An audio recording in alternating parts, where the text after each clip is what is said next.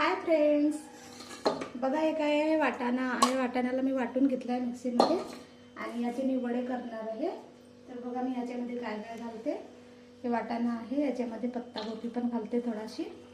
याच्याने पण वडे खूप छान लागतात पत्तागोबीचे. आणि यामध्ये मी आता लसणाचे पातं टाकत आहे. हे खूप छान लागते, टेस्टी लागते या दिवसामध्ये, थंडीच्या दिवसात. आणि कांद्याचे पातं आहेत बघा, हे कांद्याचे पातं घालत आहे. आणि हा खूप मोठा सांबार घालत आहे यामध्ये.